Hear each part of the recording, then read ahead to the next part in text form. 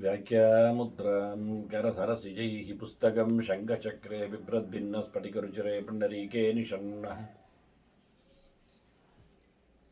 अम्लानश्रैरमृतविशदैरंशभिप्लावयन् मामाविर्भूयादनगमहिमा मानसे वागधीशः नमस्ते प्राणेश प्रणतविभुवायावनिमगाः नमः स्वामिन् रामप्रियतमनमन् गुरुगुण नमस्तुभ्यं भीमप्रभरतमकृष्णेष्ट भगवन्नमः श्रीमन्मध्वप्रदिश सुदृशन्नो जय जय श्रीगुरुभ्यो नमः नारायणं सुरगुरुं जगदेकनाथं भक्तप्रियं सकललोकनमस्कृतं च त्रैगुण्यवर्जितमजं विभुमाद्यमीशं वन्दे भवग्रम् अमरासुरसिद्धवन्द्यं नारायणं नमस्कृत्य नरं चैव नरोत्तमं देवीं सरस्वतीं व्यासं ततो जयमुदीरये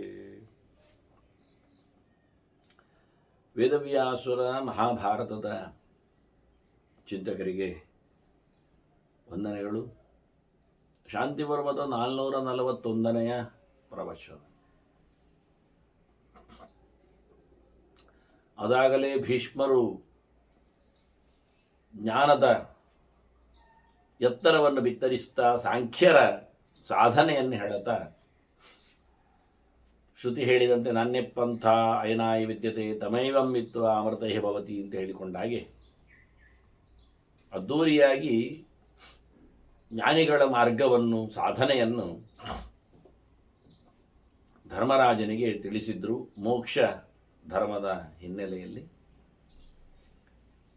ಇದರ ಬಗ್ಗೆ ಬಹಳಷ್ಟು ಅವರು ಹೇಳಿದ್ದಾರೆ ಅಂತ ಅರ್ಥ ಆಗುತ್ತೆ ಧರ್ಮರಾಜನ ಕೇಳಿಕೆ ನೋಡಿದಾಗ. ಹೀಗಿದ್ದಾನೆ ಭಗವಂತ ಸಾಂಖ್ಯರ ಚಿಂತನೆಯಲ್ಲಿ ಅನ್ನೋದರ ಬಗ್ಗೆ ಒಂದು ಸಮರೈಸ್ಡ್ ನೋಟ್ಸ್ ಹೇಳಿಕೊಂಡಾಗಿ ದೇವರ ಬಗ್ಗೆ ಕೆಲವು ಮಾತುಗಳು ಇವನ್ನೆಲ್ಲ ಕೇಳಿಕೊಂಡ್ರೆ ಯಾವುದೇ ರೀತಿಯಾದಂತಹ ಇತರ ದಾರ್ಶನಿಕರ ಚಿಂತನೆಗಳು ಎಷ್ಟು ಪೆದ್ದು ಪೆದ್ದಾಗಿದೆ, ಪೆಡಸಾಗಿದೆ, ಪ್ರಯೋಜನ ಇಲ್ಲ ಅಂತ ಅರ್ಥ ಆಗ್ತದೆ. ಅದು ಜನ ಗಮನಿಸುವುದಿಲ್ಲ ಎನ್ನುವುದು ಬಹಳ ದೊಡ್ಡ ದುರಂತವೇ ಆ ಲೆಕ್ಕಾಚಾರದಲ್ಲಿ. ಅಕ್ಷರಂ ಧ್ರುವಂ ಅವ್ಯಕ್ತಂ ಇದು ಭೀಷ್ಮರ ಬಹಳ ದೊಡ್ಡದಾದಂತಹ ಪಾಯಿಂಟ್. ದೇವರು ಅಕ್ಷರನಿದ್ದಾನೆ, ಇದು ಮುಂದಿನ ಪ್ರಶ್ನೋತ್ತರಕ್ಕೆ ಇದು ನಾಂದಿ. ವಾಸ್ತವವಾಗಿ ದೇವರು ಯಾವ ಪ್ರಕಾರದಲ್ಲಿಯೂ ವ್ಯತ್ಯಾಸ ಆಗದವನು, ವಿಕಾರಗೊಳ್ಳದವನು, ನಾಶ ಪಡೆಯದವನು. ಮನುಷ್ಯನಿಗೆ ಬಹಳಷ್ಟು ಹೆಮ್ಮೆ ಇರ್ತದೆ ಕೆಲವೊಮ್ಮೆ.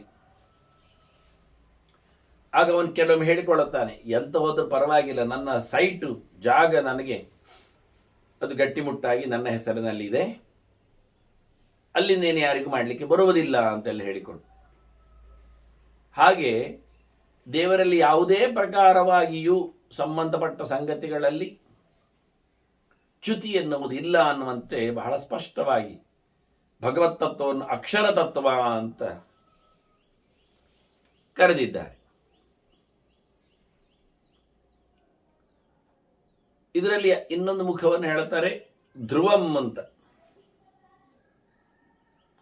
ಶಶ್ವತೇಕ ಪ್ರಕಾರವಾಗಿರುವಂಥದ್ದು, ಶಾಶ್ವತ ಅಂತ ಅನ್ನೋ ಶಬ್ದದ ಅರ್ಥವೇ ವಾಸ್ತವವಾಗಿ. ಆದರೆ ಧ್ರುವ ಅಂದರೆ ಒಂದೆಡೆ ಗಟ್ಟಿಯಾಗಿರುವಂಥದ್ದು ಅಂತ ಅರ್ಥ, ಬದಲಾವಣೆಗೊಳ್ಳದ್ದು, ತನ್ನಿಂದ ಏನನ್ನು ಕಳೆದುಕೊಳ್ಳುವುದಿಲ್ಲ ಅಷ್ಟೇ ಅಲ್ಲದೆ ಬದಲಾವಣೆಯೂ ಗೊಳ್ಳುವುದಿಲ್ಲ ಅಂತ ಅರ್ಥದಲ್ಲಿ. ಅವ್ಯಕ್ತಂ, ಯಾವ ಕಾಲದಲ್ಲಿ ಪರಿಪೂರ್ಣವಾಗಿ ಯಾರಿಗೂ ತನ್ನ ಅರ್ಥ ಆಗದಂತೆ ಇರತಕ್ಕ ಸಂಗತಿ ಅದು. ವ್ಯಕ್ತತಾ ಇಲ್ಲ ಅವನಲ್ಲಿ, ಅಷ್ಟು ಗುಟ್ಟು ರಹಸ್ಯ. ಪರಿಪೂರ್ಣವಾಗಿ ಭಗವಂತನ ಸ್ವರೂಪವನ್ನು ಕಂಡವರು ಇಲ್ಲ. ಮಹಾಲಕ್ಷ್ಮಿಯು ಅವಳಿಗೂ ಪೂರ್ಣವಾಗಿ ಕಾಣಿಸಿಕೊಳ್ಳದವನು ದೇವರು ಅಂದರೆ. ಅಂತಹ ಪರಿಪೂರ್ಣತ್ವ ಭಗವಂತನಲ್ಲಿ ಉಂಟು. ಹೇಳಲಿಕ್ಕೆ ಪೂರ್ಣಂ ಬ್ರಹ್ಮ ಸನಾತನ, ತುಂಬ ಹಳೆಯದ್ದು, ಅದಕ್ಕಿಂತ ಪಿರದ್ದು ಇಲ್ಲ, ಹಳೆಯದ್ದು ಇಲ್ಲ, ಅಷ್ಟು ಪುರಾತನ. ದೇವರೊಬ್ಬನೇ ಇದ್ದ ಮತ್ತಾರು ಇರಲಿಲ್ಲ ಅನ್ನುವ ಸ್ಟೇಟ್ಮೆಂಟಿನ ಸಹಜವಾದ ವಸ್ತು ಅದು ಭಗವಂತ. ಅತ್ಯಂತ ಬೃಹತ್ತಾದದ್ದು, ಭಾರಿ ದೊಡ್ಡದಾದದ್ದು. ಹಾಗಾಗಿ ಭಗವಂತ ಮಾತ್ರನೇ ತನ್ನ ಬಗ್ಗೆ ತಾನು ತಿಳ್ಕೊಂಡ ಏನು ಅಂತ, ತಾನು ದೊಡ್ಡವ ಅಂತ. ಸೋತ್ಮಾನಮೇವಾವೇತ್ ಅಹಂ ಬ್ರಹ್ಮಾಸ್ಮಿ. ಶ್ರುತಿ ಹೇಳಿಕೊಂಡದ್ದು ಹಾಗೆ. ಅವನು ತನ್ನನ್ನು ತಿಳ್ಕೊಂಡ, ನಾನು ಪೂರ್ಣನಿದ್ದೇನೆ ಅಂತ. ಅವನು ತನ್ನನ್ನು, ತನ್ನ ಬಗ್ಗೆ ತಾನು ಹೇಳಿ ನಿಂತ, ನಾನು ಬ್ರಹ್ಮನಿದ್ದೇನೆ ಅಂತ. ಇದನ್ನು ನಾವು ಹೇಳುವುದಲ್ಲ, ಇದು ನಮಗೆ ಸಂಬಂಧಪಟ್ಟ ಮಾತಲ್ಲ, ಶ್ರುತಿಯಲ್ಲಿ ಬಂದದ್ದು ಹಾಗಲ್ಲ. ಮತ್ತೆ ಇನ್ನು ಮುಂದಕ್ಕೆ ಶ್ರುತಿಗಳು ಕೆಲವೆಲ್ಲ ಮಾತುಗಳಲ್ಲಿ ಮಾತಾಡುತ್ತಾ ವಿದ್ಯಾರ್ಥಿಗೆ ಗುರುಗಳು ಬೋಧನೆ ಮಾಡುವಾಗ ಹೇಳ್ತಾರೆ, ನೀನು ಹೊರಟೋದಾಗ ಇನ್ನು ಮುಂದಕ್ಕೆ ನೀನು ಆಚಾರ್ಯನಾಗ್ತೀಯ,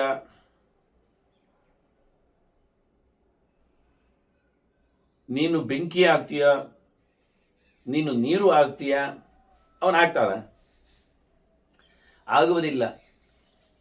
ಅವನು ನೀರಿನಂತೆ ಎಲ್ಲೆಡೆಯಲ್ಲಿಯೂ ಸೇರಿಕೊಳ್ಳುತ್ತಾನೆ, ಎಲ್ಲರಿಗೂ ಬೇಕಾದವನಾಗ್ತಾನೆ. ಅವನು ಬೆಂಕಿಯಂತೆ ಬಹಳ ತೇಜಸ್ವಿಯಾಗಿ ಸಮಾಜವನ್ನು ಎಬ್ಬಿಸ್ತಾನೆ, ಎಚ್ಚರಿಸ್ತಾನೆ.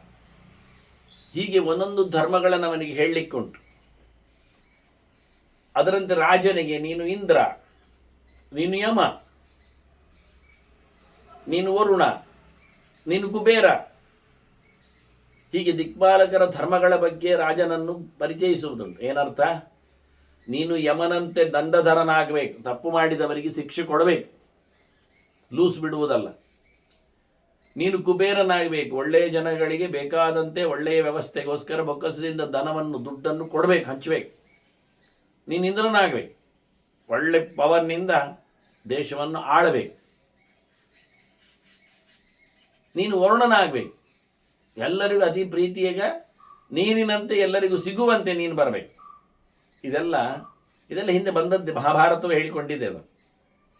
ಆದ್ದರಿಂದ ಎಲ್ಲಿಯೂ ಸಹ ಅಹಂ ಬ್ರಹ್ಮಾಸ್ಮಿ ಅಂದರೆ ನಾನು ದೇವರಿದ್ದೇನೆ ಆಗುವುದಿಲ್ಲ. ಮಾತ್ರ ದೇವೋಭವ ಎಲ್ಲ ಇಲ್ವಾ? ಅರ್ಥ ಆಗುವುದಿಲ್ವ ಯಾರಿಗೂ ಸಹ? ಸರಿ, ಒಂದೊಮ್ಮೆ ಮಾತ್ರ ದೇವೋಭವ ಅಂದರೆ ಅದೇ ತಾಯಿಯೇ ದೇವರು ಅಂತ ಹೇಳಿದ್ದು ಅಂತ ನಾವು ಮಾಡಿಕೊಂಡ್ರೆ, ಮತ್ತು ತಂದೆಯೇ ದೇವರು ಅಂತುಂಟಲ್ಲ ಅಲ್ಲಿ, ಮತ್ತು ಆಚಾರ್ಯನೇ ದೇವರುಂಟು, ಅತಿಥಿಯೇ ದೇವರುಂಟು. ಹಾಗಾಗಿ ಅದಾಗಲಿಲ್ಲ ಸುದ್ದಿ. ಹೀಗೆ ದೇವತ್ವದ ಆರೋಪ ಅಂದರೆ ಅಲ್ಲಿನ ಧರ್ಮದ ಬಗ್ಗೆ ಅಷ್ಟೇ ಗಮನಿಕೆ. ಇದನ್ನು ಚಿಂತನೆ ಮಾಡಿದ ಭಗವಂತನ ಪರಿಪೂರ್ಣತ್ವವನ್ನು ಭೀಷ್ಮರು ಹೇಳುತ್ತಾ ಇದ್ದಾರೆ. ಅನಾದಿ ಮಧ್ಯ ನಿಧನಂ, ಅದಕ್ಕೆ ಆದಿ ಇಲ್ಲ, ಮಧ್ಯ ಇಲ್ಲ, ಕಡೆ ಇಲ್ಲ. ಎಂದಿನಿಂದ ದೇವರು ಶುರುವಾಗಿದ್ದಾನೆ? ಎಲ್ಲಿಂದ ಅವನ ಪರಿಚಯ? ಎಲ್ಲಿ ಅವನಿಗೆ ಕಡೆ? ಇಲ್ಲವೇ ಇಲ್ಲ. ಲೋಕದಲ್ಲಿ ಮನುಷ್ಯನ ಸಂಚಾರಕ್ಕೆ ಒಂದು ಲೆಕ್ಕಾಚಾರ ಇದೆ. ಎಂದು ಹುಟ್ಟಿದ, ದೇಹವನ್ನು ಪಡೆದು ನಿಂತ, ಎಂದು ಬೆಳೆದ, ಅವನ ಮಧ್ಯ ಪೀರಿಯಡ್ ಯಾವುದು?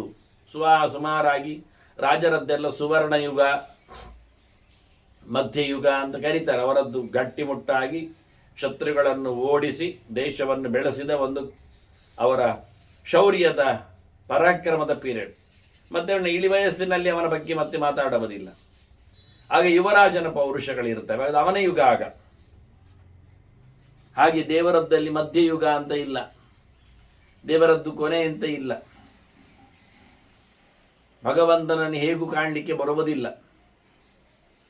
ನಿರ್ದ್ವಂದ್ವಂ, ಯಾವುದೇ ಪ್ರಕಾರದಲ್ಲಿ ಅವನಲ್ಲಿ ದ್ವಂದ್ವ ಇಲ್ಲ, ಸಂಶಯ ಇಲ್ಲ,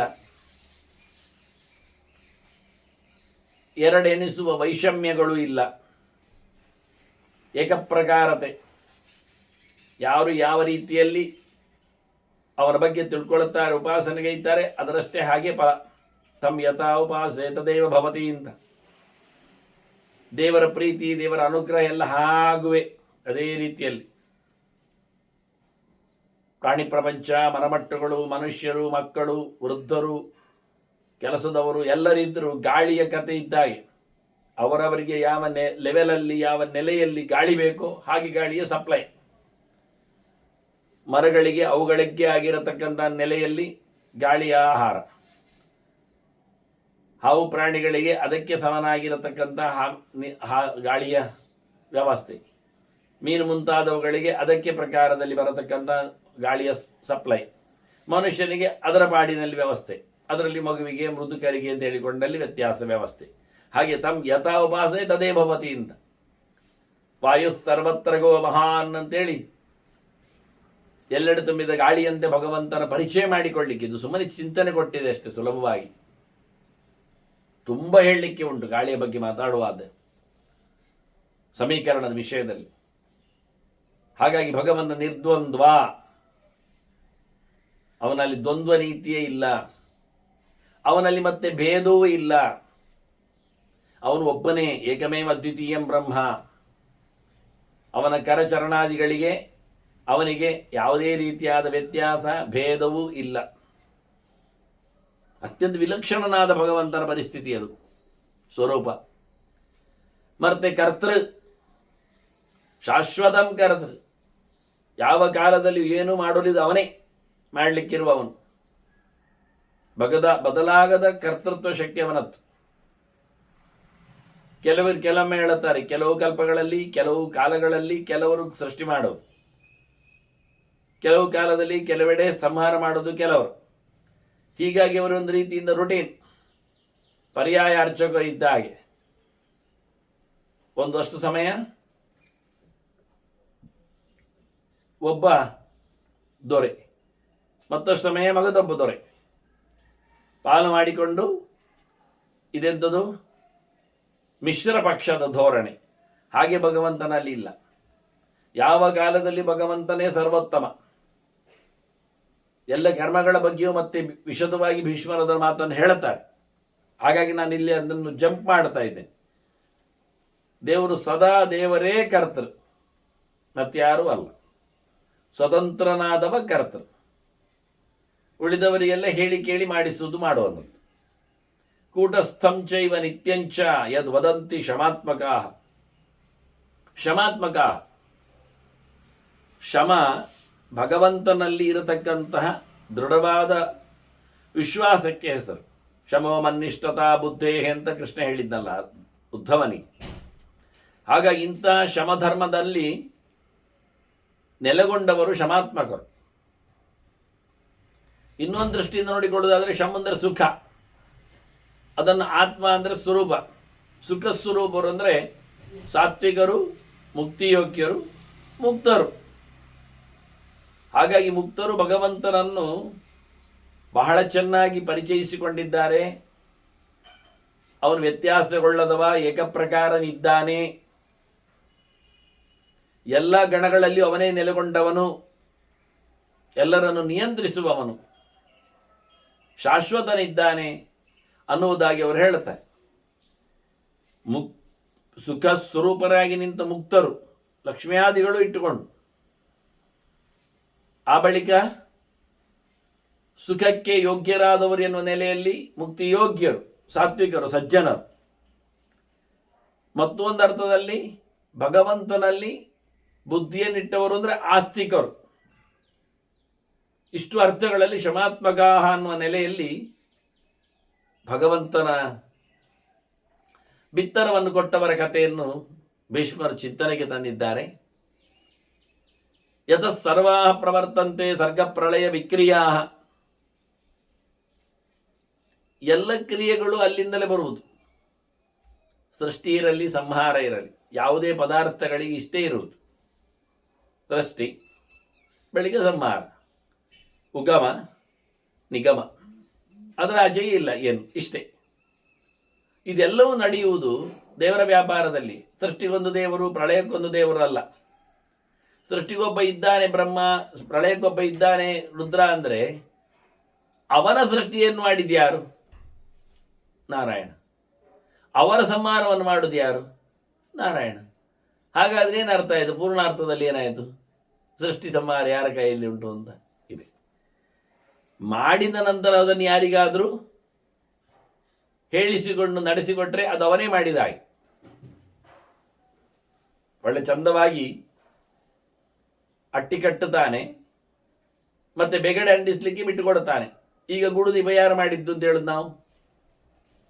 ಅಟ್ಟೆ ಕಟ್ಟಿದವನು ಮುಖ್ಯ, ಅದಕ್ಕೆ ಬಟ್ಟೆ ಅಂಡಿಸುವವನು ಅವನು. ಮತ್ತೆ ಅದು ಯಾರು ಮಾಡುವ? ಅಡುಗೆ ಮಾಡಿದವನು ಯಾರು ಕೇಳುವಾಗ? ಯಾರು ನಿಜವಾಗಿ ಅರೆದು ಕೊಟ್ಟವನನ್ನು ಕರೆಯುವುದಿಲ್ಲ. ಆಗ ಇವನು ಸೇರಿದ್ದಾನೆ ಅಡಿಗೆ, ಅವನು ಸೇರಿದ್ದಾನೆ, ಅಡುಗೆ ಮಾಡಿದ್ದಲ್ಲವ. ಕಟ್ಟಿಗೋರೆ ಹಾಕಿದವನನ್ನು ಕರೆಯುವುದಿಲ್ಲ, ಇವನು ಅಡಿಗೆ ಮಾಡಿದ್ದಾನೆ ಅಂತ ಹೇಳುವುದಿಲ್ಲ, ಅವನು ಸೇರಿದ್ದಾನೆ. ನೀರು ಸೇದಿ ಹಾಕಿದವನನ್ನು ಕರೆಯುವುದಿಲ್ಲ, ಅವನು ಅಡುಗೆ ಮಾಡಿದ್ದ, ಅವನು ನೀರು ಸೇದಿ ಹಾಕಿದ್ದಷ್ಟೇ. ಹಾಗೆ ಬ್ರಹ್ಮರುದ್ರರೆಲ್ಲ ಭಗವಂತನ ಕೈಯಲ್ಲಿ ನೀರು ಸೇದುವವರಂತೆ, ಕಟ್ಟಿಗೆ ಒಡ್ಡಿದವರಂತೆ. ಅದು ನೀರು ಅವರು ಮಾಡಿಕೊಂಡು ಬಂದದ್ದಲ್ಲ, ಅದು ದೇವರು ಕೊಟ್ಟ ನೀರನ್ನೇ ಸೇದಿದ್ದವ. ಕಟ್ಟಿಗೆ ಅವನು ಮಾಡಿಕೊಂಡದ್ದು ಬಂದದ್ದಲ್ಲ. ಅದು ಒಬ್ಬ ಮೊದಲೇ ಕಡ್ದಿದ್ದಾನೆ, ಮೊದಲೇ ನೆಟ್ಟಿದ್ದಾನೆ. ನೋಡಿ ಎಷ್ಟು ಕಷ್ಟ ಉಂಟು ಅಂತ. ಹಾಗೆ ಬ್ರಹ್ಮರುದ್ರರು ಸೃಷ್ಟಿ ಸಂಹಾರದಲ್ಲಿ ತೊಡಗಿದ್ರು ಅಂದರೆ ದೇವರು ಮಾಡಿಕೊಟ್ಟ ವ್ಯವಸ್ಥೆಯಲ್ಲಿ ಮಾತ್ರ ಅವರು, ಮತ್ತೇನಲ್ಲ. ಅದರಲ್ಲಿ ಅವರಿಗೆ ಸ್ವಾತಂತ್ರ್ಯ ಇಲ್ಲ. ಅಲ್ಲಿ ಮತ್ತೆ ಭಗವಂತ ಅವರು ಒಳಗಿದ್ದುಕೊಂಡು, ಈ ಅಡಿಗೆವನಾದರೆ ಕಟ್ಟಿಗೆವನ ಒಳಗಿದ್ದುಕೊಂಡು, ನೀರು ಸೇದುವವನು ಒಳಗಿದ್ದುಕೊಂಡು ಕೆಲಸ ಮಾಡಲಿಲ್ಲ. ಅಡುಗೆವ ಪ್ರತ್ಯೇಕ ಇದ್ದಾನೆ, ಗೌರವಕ್ಕೆ ಪಾತ್ರನಾಗಿ. ದೇವರು ಆಗಲ್ಲ, ದೇವರು ಅಲ್ಲಿ ಒಳಗಿಸಿ ಹೋಗಿದ್ದಾನೆ.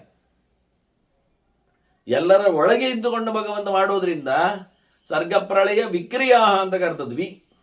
ವಿ ಅಂದರೆ ವಿಶಿಷ್ಟವಾದ ಕ್ರಿಯೆ. ಇದು ವಿಷ್ಣುವಿನ ಕ್ರಿಯೆ. ಇದು ವಿಚಿತ್ರವಾಗಿದೆ, ಪ್ರತಿ ವ್ಯಕ್ತಿ ಭಿನ್ನ ಭಿನ್ನವಾಗಿದೆ, ಇದು ವಿಲಕ್ಷಣವಾಗಿದೆ ಅಂತ ಹೇಳುತ್ತಾ ಭಗವಂತನ ಕ್ರಿಯೆಗಳನ್ನು ಚಿಂತನೆಯಲ್ಲಿ ತಂದಿಟ್ಟು, ಆ ಕ್ರಿಯೆಯು ಭಗವತ್ ಸ್ವರೂಪಗಳಾಗಿ ಹೇಳಲಿಕ್ಕೋಸ್ಕರ ವಿಕ್ರಿಯಾ ಅನ್ನೋದು, ಅದು ವಿಷ್ಣು ಕ್ರಿಯೆ ಅನ್ನುವ ನೆಲೆಯಲ್ಲಿ ಇಡೀ ಜಗತ್ತಿನ ಆಗು ಹೋಗುಗಳನ್ನು, ಆಗುವುದು ಅಂದರೆ ಸೃಷ್ಟಿ, ಹೋಗುವುದು ಅಂದರೆ ಪ್ರಳಯ, ಎಷ್ಟು ಅದ್ಭುತವಾದಂತಹ ಚಿಂತನೆಯಲ್ಲಿ ಭೀಷ್ಮರು ಪರಿಚಯ ಮಾಡಿಸಿದರು. ಇದನ್ನು ಮಾತಾಡ್ತದೆ ಶಾಸ್ತ್ರ. ಎಚ್ಚ ಶಂಸಂತಿ ಶಾಸ್ತ್ರೇಶು ವದಂತಿ ಪರಮರ್ಶಯ. ಋಷಿಗಳಿಗೆ ಹೇಳ್ತಾರಲ್ಲ ಶಾಸ್ತ್ರದ ಪುಟಗಳಲ್ಲಿ, ಶಾಸ್ತ್ರೇಶು ಬಹುವಚನ, ಋಗ್ಯಜುಸ್ಸಾಮ ಅಥರ್ವಾ ಭಾರತಂ ಪಂಚರಾತ್ರ ಮೂಲ ರಾಮಾಯಣಂಚೈವ ಶಾಸ್ತ್ರಮಿತ್ಯಭಿಧೀಯತೆ ಅಂತ ವ್ಯಾಸರೇ ಹೇಳ್ತಾರೆ ಶಾಸ್ತ್ರಗಳು ಯಾವುದು ಅಂತ. ಋಗ್ ಯಜುಸು ಸಾಮ ಅಥರ್ವಗಳು ವೇದಗಳು ಆಗಿದ್ರೆ ಅದರ ಪಕ್ಕದಲ್ಲಿ ಮತ್ತೆ ನೋಡಬೇಕಾದ್ದು ಭಾರತ, ಪಂಚರಾತ್ರ, ಮೂಲ ರಾಮಾಯಣ ಅಂತ. ಇದು ಪ್ರಧಾನವಾಗಿ ಶಾಸ್ತ್ರಗಳು. ಭಾರತದಲ್ಲಿ ಇತಿಹಾಸದಲ್ಲಿ ಪುರಾಣವು ಸೇರಿಕೊಳ್ಳುತ್ತದೆ. ಇತಿಹಾಸ ಪುರಾಣ ಪಂಚಮ ವೇದ ನಾಮ ವೇದ ಅಂತ. ಮತ್ತು ಇತಿಹಾಸದಲ್ಲಿ ಪಂಚರಾತ್ರ ಒಂದು ಮುಖದಲ್ಲಿ ಸೇರಿಕೊಳ್ಳುತ್ತದೆ, ಮೂಲ ರಾಮಾಯಣವು ಸೇರಿಕೊಳ್ಳುತ್ತದೆ. ಹಾಗಾಗಿ ವೇದ ಹೇಳುವಾಗ 5 ವೇದವನ್ನು ಹೇಳಿ ಬಾಯಿ ಮುಚ್ಚಿದೆ, ಅದರಲ್ಲಿ ಎಲ್ಲ ಬಂದಿದೆ ಅಂತ. ಆದರೆ ಅವುಗಳನ್ನು ಪ್ರತ್ಯೇಕವಾಗಿ ಪರಿಚಯಿಸಿದಾಗ ಬೇರೆ ಬೇರೆ ವ್ಯಕ್ತಿಗಳು, ಅಂದರೆ ವೇದವ್ಯಾಸರು ಭಾರತವನ್ನು ಪುರಾಣವನ್ನು ತಂದರೆ, ಪಂಚರಾತ್ರವನ್ನು ನಾರಾಯಣನು ನಡೆಸಿಕೊಟ್ರೆ, ಮೂಲ ರಾಮಾಯಣವನ್ನು ಹಯಗ್ರೀವನು ತಂದಿಟ್ಟರೆ, ಹೀಗಾಗಿ ಭಗವಂತನದ್ದೇ 3 ರೂಪಗಳು ಅದನ್ನು ಹೊರಗೆ ತಂದಿದ್ದರಿಂದ ಅದನ್ನು ಪ್ರತ್ಯೇಕವಾಗಿ ಗಮನಿಸಿದ್ರು ಅಷ್ಟೆ. ಹೀಗೆ ಬಹಳ ಸುಂದರವಾಗಿ ಎಲ್ಲ ಶಾಸ್ತ್ರಗಳಲ್ಲಿ ಈ ಸಂಗತಿಗಳನ್ನೇ ಬಹಳ ಬಹಳ ತಿಳಿದವರು ಪರಮರ್ಷಿಗಳು. ಋಷಿ, ಶ್ರುತಶ್ರೀ, ಕಾಂಡರ್ಷಿ, ದೇವರ್ಷಿ, ಬ್ರಹ್ಮರ್ಷಿ, ಸಪ್ತರಿ ಎಲ್ಲ ಉಂಟು ಋಷಿಗಳಲ್ಲಿ ಗಡನಗಳು. ಅದರಲ್ಲಿ ಪರಮರ್ಷಿಗಳು ಅಂತ ಭಾರಿ ಜೋರು, ಎತ್ತರದವರು, ಭಾರಿ ಎತ್ತರದವರು, ಭಾರಿ ದೊಡ್ಡವರು. ಯಥೋ ವಾಯುಮಾನಿ ಭೂತಾನಿ ಜಾಯಂತೇನ ಜಾತಾನಿ ಜಿನ್ವಂತಿ ಯತ್ ಪ್ರಯಂತಿ ಅಭಿಸಂವಿಶಂತಿ ಅಂತೇಳಿ ತದ್ವಿಜಿಜ್ಞಾಸಸ್ವ ತದ್ಬ್ರಹ್ಮೇತಿಯಿಂದ ಭಗವಂತನಿಂದಲೇ, ಬ್ರಹ್ಮನಿಂದಲೇ ಸೃಷ್ಟಿ, ಸಂಹಾರ, ಆನಂತರ ಮೋಕ್ಷ ಇವೆಲ್ಲ ಆಗ್ತದೆ ಅಂತ ಹೇಳ್ತಾ ಇದ್ದಾರೆ ಅವರು. ಸ್ಥಿತಿಯಲ್ಲ ಅಲ್ಲಿ ಬೇರೆ ಬೇರೆಯವರನ್ನು ಹೇಳಿದ್ರ ಏನು ಹೇಳಲಿಲ್ಲ. ಅಂದರೆ ಪ್ರಧಾನವಾಗಿ ಆಗುವಂಥದ್ದು ಯಾರನ್ನು ಗಮನಿಸಿ ಹೇಳಿದ್ದಾರೆ ಎನ್ನುವುದನ್ನೇ ಇಲ್ಲಿ ಹೇಳಿದ್ದು. ಸರ್ವೇ ವಿಪ್ರಾಶ್ಚ ದೇವಾಶ್ಚ ತಥಾ ಆಗಮವಿದೋ ಜನಾ. ಈ ಪ್ರಕಾರದಲ್ಲಿ ತಿಳಿದವರು ಹೇಳುತ್ತಾರೆ, ವೇದವನ್ನು ಅರಿತವರು ಹೇಳುತ್ತಾರೆ. ವೇದ ಪ್ರವಚನ ವಿಪ್ರಾಹ ಅಂತೇಳಿ ವಿಪ್ರರಿಗೆ ವೇದದ ಬಗ್ಗೆ ತಿಳುವಳಿಕೆ ಹೇಳಲಿಕ್ಕೆ ಸಾಮರ್ಥ್ಯ ಉಳ್ಳವರು ಎನ್ನುವ ಅರ್ಥದಲ್ಲಿ ಪ್ರಯೋಗ ಮಾಡ್ತಾರೆ ವಿಪ್ರರು ಅಂತ. ಈಗ ನಾವು ವಿಪ್ರಸಂಗ, ವಿಪ್ರ ನುಡಿ, ವಿಪ್ರಗತೆ ಅಂತ ಹೇಳಿಕೊಂಡು ಎಲ್ಲ ಎಂಥ ಬೆಪ್ಪರನ್ನು, ಅದು ಬೆಪ್ಪಗತಿ ಒಂದು ದೃಷ್ಟಿಯಿಂದ ಹೇಳೋದಾದ್ರೆ, ಎಂಥ ಬೆಪ್ಪರನ್ನೆಲ್ಲ ಸೇರಿಸಿ ಆಗಿಬಿಡ್ತಾರೆ. ಅದು ಪ್ರಯೋಜನ ಆಗಲಿಲ್ಲ. ನಾವು ವಿಪ್ರ ಶಬ್ದವನ್ನು ಉಳಿಸಿಕೊಳ್ಳಬೇಕಾದ್ರೆ ಏನಲ್ಲದಿದ್ರೂ ಅತ್ಯಂತ ಕಡಿಮೆ ಮಟ್ಟದಲ್ಲಿ ವೇದದ ಸಾರವಾದ ಗಾಯತ್ರಿಯ ಮಂತ್ರದಲ್ಲಿ ಭಗವಂತನನ್ನು ಸರಿಯಾಗಿ ಕಾಣಲಿಕ್ಕೆ ಬೇಕು. ವಿಪ್ರ ಅಂದರೆ ವಿಷ್ಣು ಪರ ಅಂತ ಅರ್ಥ. ಪ್ರತಿನಿತ್ಯ ಅವನು ಮಾಡತಕ್ಕಂತಹ ಸೋಲಾರ್ ಎನರ್ಜಿ, ಸೂರ್ಯಶಕ್ತಿ, ಸೂರ್ಯಮಂಡಲ ಮಧ್ಯವರ್ತಿಯಾಗಿ ನಾರಾಯಣನನ್ನು ಯೋಚನೆ ಮಾಡುತ್ತಾ ಆತ ವೇದದ ಸಾರವನ್ನು ಅಭ್ಯಾಸ ಮಾಡಿದರೆ ಕೊನೆಯ ಪಕ್ಷದಲ್ಲಿ ಚೂರ ಅರ್ಥದಲ್ಲಿ ಅದು ವಿಪ್ರ ಹೇಳಲಿಕ್ಕೆ ಬರ್ತದೆ. ಇವತ್ತು ಅದರಲ್ಲಿಯೂ ಮತ್ತೆ ಹಾಕಿಕೊಳ್ಳುವುದು ವಿಪ್ರ ಅಂತ, ನೋಡಿಕೊಳ್ಳುವುದು ಯಾರನ್ನು, ಏನೇನು ಕ್ರಮಬದ್ಧವಾಗಿ ಆ ಮಂತ್ರವು ಸೂರ್ಯನ ದೇವನ ಬೆಳಕನ್ನು, ಅಂದರೆ ಕೃಷ್ಣ ಹೇಳಿಕೊಂಡಾಗ ಯದಾದಿತ್ಯಗದ ತೇಜಃ ಅಂತ ಹೇಳಿಕೊಂಡು ಸ್ಪಷ್ಟವಾಗಿ ಹೇಳಿದರೂ ಈ ಮಂಡೆಮಾರಿಗಳಿಗೆ ಕೇಳುವುದಿಲ್ಲ. ದಡ್ಡ ಕಿವಿಗಳು ಇವುಗಳ ಜೊತೆಯಲ್ಲಿ ಉಳಿದವರು ಸೇರಿಕೊಳ್ಳುವುದು, ಸಂಘ ಸಂಸ್ಥೆ ಅಂತ ಹೇಳಿಕೊಂಡು ಅದರ ಬೆನ್ನ ಹಿಂದೆ ಜೋತಾಡುವುದು. ಅತ್ಯಂತ ಹೇಸಿಗೆ. ಮೊದಲ ವಿಷಯ ಶುದ್ಧಿಯೇ ಇಲ್ಲದವ ಅದರಲ್ಲಿ ಇತರ ಜೇನುಗಳು ಮೆತ್ತಿಕೊಳ್ಳುವ ಹಾಗೆ ಕೇಳಿ ಸೇರಿಕೊಳ್ಳುವುದರಲ್ಲಿ ಅರ್ಥ ಏನು ಬರ್ತದೆ? ಪ್ರಯೋಜನ ಆಗಲಿ. ಹೆಣದ ಮೇಲೆ ಕೂತ ನೊಣದ ರಾಶಿಯಂತೆ ಆಗ್ತದೆ, ಮತ್ತೆಂಥದಿಲ್ಲ. ಅದಕ್ಕೆ ಮತ್ತೆ ಬಿರುದು ಬಾವಲಿಗಳೇನು, ಸಂಘ ಸಂಸ್ಥೆಗಳೇನು, ಸಮ್ಮಾನ ದುಮ್ಮಾನಗಳೇನು ಬೇಕಾಬಿಟ್ಟಿಯಾಗಿ ನಡೀತದೆ. ಮೂಲವೇ ಕ್ಷತಿಯಲ್ಲಿದೆ, ಕೊಳೆತ ಪರಿಸ್ಥಿತಿಯಲ್ಲಿದೆ, ಮತ್ತು ಉಳಿದದ್ದು ಉದ್ಧಾರ ಆಗುವ ಕಥೆಯಲ್ಲಿದೆ. ಅದರಲ್ಲಿ ಬಹಳ ಸ್ಪಷ್ಟವಾಗಿ ಹೇಳುತ್ತಾರೆ ಸರ್ವೇ ವಿಪ್ರಾಶ್ಚ ಅಂತ. ಆದರೆ ನಾವು ಆ ಶಬ್ದವನ್ನು ತೆಗಿಬೇಕಾಗತ್ತೆ ಅಷ್ಟೆ. ಎಲ್ಲ ವೇದ ಬಲ್ಲವರು ನೋಡಿ, ಬ್ರಾಹ್ಮಣ ಶಬ್ದ ಅರ್ಥವೇ ಅದೇ. ಬ್ರಹ್ಮ ಅಂದರೆ ವೇದ, ವೇದವನ್ನು ಅಣತಿ ಗಚ್ಚತಿ ತಿಳ್ಕೊಳ್ಳುತ್ತಾನೆ, ಅವಗಚ್ಚತಿ ಅಂತ. ವೇದದಲ್ಲಿ ಮತ್ತೆ ಮನಃ ಸಾರಭೂತವಾದ ಗಾಯತ್ರಿ, ಗಾಯತ್ರಿಯಲ್ಲಿ ದೇವರನ್ನು ಕಂಡವ ಅಂತ. ಸಮಸ್ತ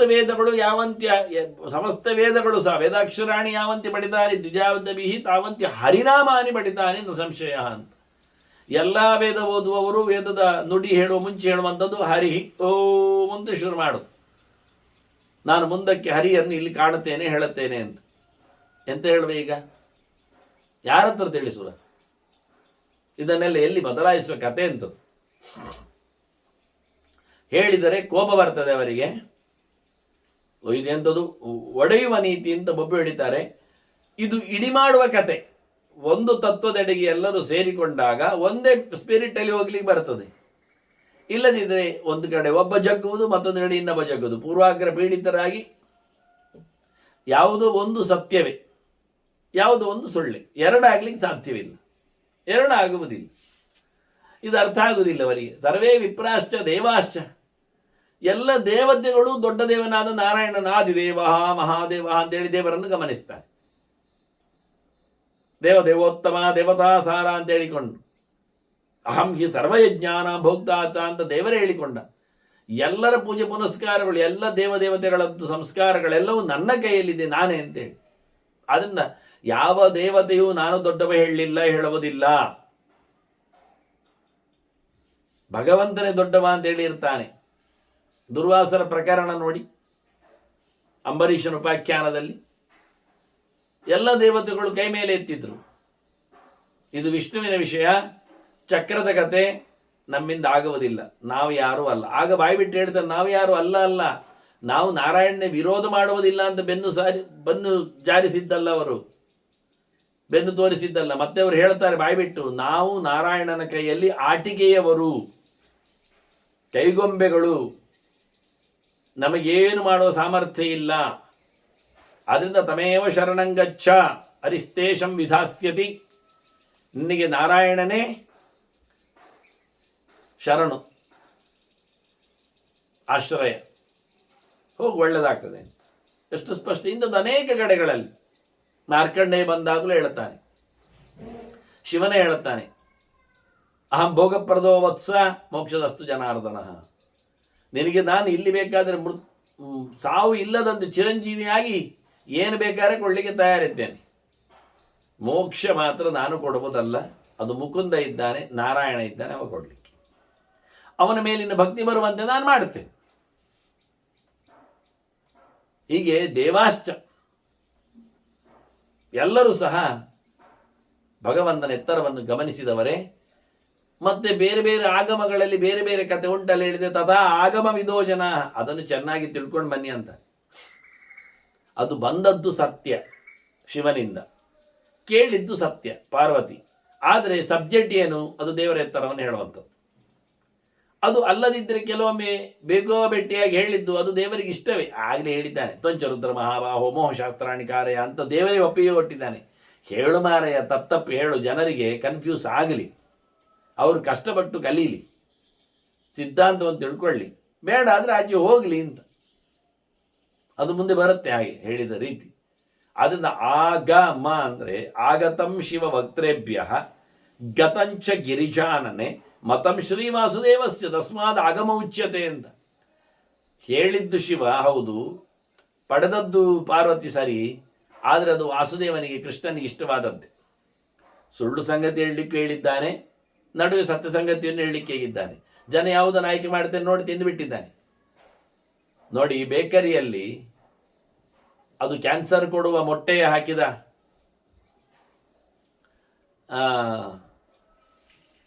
ಇರ್ತದೆ, ಕೇಕುಗಳು ಇರ್ತವೆ. ಹಾಗೆ ಶುದ್ಧವಾದ ಅಂಜೂರ ಮತ್ತು ಆಕ್ರೋಟು, ಬಾದಾಮ್ ಅವೆಲ್ಲ ಶುದ್ಧವಾದದ್ದು ಅಲ್ಲಿ ಸಿಗ್ತದೆ, ಅಲ್ಲಿ ಇರ್ತದೆ. ಯಾವುದನ್ನು ಯಾರು ಆಯ್ಕೆ ಮಾಡ್ತಾನೆ? ಯಾರ ನಾಲಿಗೆ ಯಾವ ರೀತಿದ್ದು, ಯಾರ ಹೊಟ್ಟೆ ಯಾವ ನಮೂನೆದ್ದು, ಅದು ಅವರಿಗೆ ಬಿಟ್ಟದ್ದು, ಅವರ ಸಂಸ್ಕಾರ.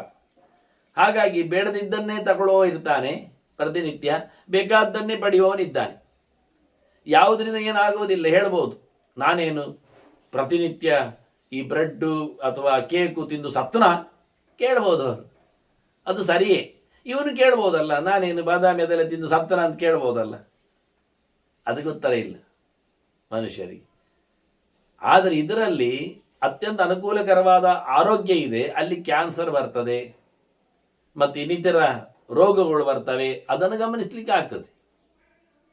ಅದು ಹೇಳುವುದಿಲ್ಲವ, ಅದಕ್ಕೆ ಮಾತ್ರ ತಗೊಂಡ್ರಾಯ್ತು ಅಂತ. ಹೀಗೆ ಪ್ರತಿಯೊಂದು ಇತರ ದೇವತೆಗಳ ಉಪಾಸನೆಗಳಲ್ಲಿರ್ತಕ್ಕಂಥ ಲೂಪ್ ಹೋಲ್ಸ್ಗಳು, ಹಾಳುಗಳು, ಅದರ ಬಗ್ಗೆ ಎಚ್ಚರವನ್ನು ಅವರು ಕೊಡುವುದಿಲ್ಲ. ಅದನ್ನು ಆಗಮಗಳಲ್ಲಿ ಅತ್ಯಂತ ಎತ್ತರದ ಭಗವಂತನ ಬಗ್ಗೆ ಹೇಳುತ್ತಾನೇ ಇದ್ದಾರೆ, ತಿಳಿಸಿಕೊಡ್ತಾ ಇದ್ದಾರೆ. ಅಂತರ್ಬಹಿಚದತ್ತರ್ವಂ ವ್ಯಾಪ್ಯ ನಾರಾಯಣ ಸ್ಥಿತ ಅಂತ ಹೇಳಿಕೊಂಡು ಎಲ್ಲೆಡೆಯೂ ಭಗವಂತ ತುಂಬಿದ್ದಾನೆ ಎನ್ನುವುದನ್ನು ಎಲ್ಲ ಆಗಮಗಳು ಮಾತಾಡ್ತವೆ, ಹೇಳುತ್ತಾರೆ. ಆದರೆ ಅದನ್ನು ಬದಿಗಿಡುತ್ತಾರೆ, ಮುಂದುವರಿತಾರೆ. ಬಹಳ ವಿಚಿತ್ರವಾಗಿರ್ತದೆ. ಬೇಕಾದ್ದನ್ನು ಮಾತ್ರ ಆಯ್ಕೆ ಮಾಡ್ತಾರೆ, ಅರ್ಥ ಆಗುವುದನ್ನು, ದೊಡ್ಡ ಸಂಗತಿಯನ್ನು ಮುಟ್ಟುವುದಿಲ್ಲ, ಮೂಸುವುದಿಲ್ಲ, ತಿಳಿಸುವುದಿಲ್ಲ, ಓಡಿಬಿಡ್ತಾರೆ.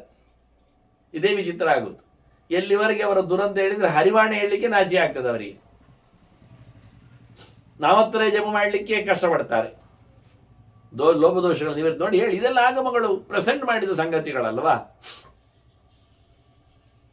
ಎಂತ ಮಾಡಲಿಕ್ಕೆ ಆಗುತ್ತೆ? ಈಗ ಕಲಶಸ್ಯ ಮುಖೇ ವಿಷ್ಣು ಇದ್ದದ್ದನ್ನು ಕಲಶದ ಮೋರೆಯನ್ನೇ ಕತ್ತರಿಸಿ ಪಾತ್ರ ಮಾಡಿಕೊಂಡಿದ್ದಾರೆ. ಎಂತ ಮಾಡಲಿ? ಇದು ಕಲಶ ಆಗ್ತದಾಗ?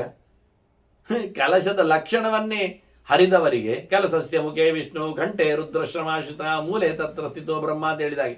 ಹಾಗೆ ದರ್ಭೆಯಲ್ಲಿ ಉಂಟು, ದರ್ಭಾಗ್ರೆ ಶಂಕರ ಪ್ರೋಕ್ತ ಹೇಳಿಕೊಂಡು ದರ್ಭ ಮೂಲೆ ಸ್ಥಿತೋ ಬ್ರಹ್ಮ, ದರ್ಭ ಮಧ್ಯೆ ಜನಾರ್ದನ ಅಂತ. ನೀವು ಮಧ್ಯೆ ಕತ್ತರಿಸಿ ತುದಿ ಕಡೆಯನ್ನು ಮಾತ್ರ ಒಟ್ಟು ಮಾಡ್ತೀರ. ಅದು ಎಂಥದ್ದು? ಪೂರ ಮಧ್ಯವೇ, ಒಂದು ಟಿಪ್ ಮಾತ್ರ ತುದಿ, ಒಂದು ಕಡೆ ಮಾತ್ರ ಮೂಲ. ಮತ್ತೆಂತ ಹೇಳ್ತೀರಿ? ಪೂರ ವಿಷ್ಣುವೇ ಮಯ.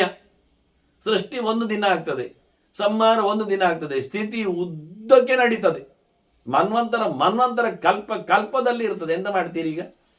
ಸ್ಥಿತಿಕಾರನ ಬಗ್ಗೆ ಅರ್ಥ ಆಗೋದಿಲ್ವಿರದೆ ಹೇಳಿದ್ದು. ತುಳಸಿಯಲ್ಲಿ ಹಾಗೆ.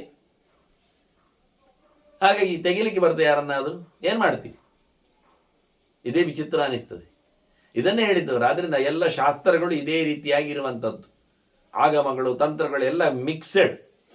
ಅದು ನಿಮ್ಮನ್ನು ಬೇಸ್ತು ಬೆಳೆಸಲಿಕ್ಕೆ ಮಾಡಿದ್ದು. ಅದಕ್ಕೆ ಮೊದಲೇ ಹೇಳಿದ್ದು, ಶಾಸ್ತ್ರಕ್ಕೆ ಬನ್ನಿ, ವೇದಕ್ಕೆ ಬನ್ನಿ, ಪಂಚರಾತ್ರಕ್ಕೆ ಬನ್ನಿ, ಪುರಾಣಕ್ಕೆ ಬನ್ನಿ, ಅರ್ಥ ಮಾಡಿಕೊಳ್ಳಿ, ಇತಿಹಾಸವನ್ನು ಕಲಿ. ಇತಿಹಾಸದ ಅದನ್ಯತ್ರ ಮಹಾಭಾರತ, ಎಲ್ಲಿಲ್ಲದ್ದು ಎಲ್ಲ ಉಂಟು ಇಲ್ಲಿ, ಸರಿಯಾಗಿ ಅರ್ಥ ಮಾಡಿಕೊಳ್ಳಿ.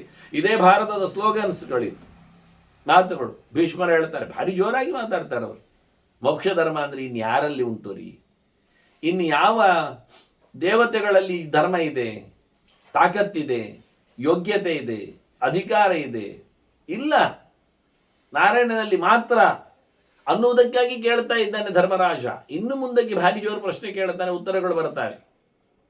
ಹೇಳ್ತಾನ, ಬ್ರಹ್ಮಣ್ಯಂ ಪರಮಂ ದೇವಂ ಅನಂತಂ ಪರಂ ಅಚ್ಯುತಂ.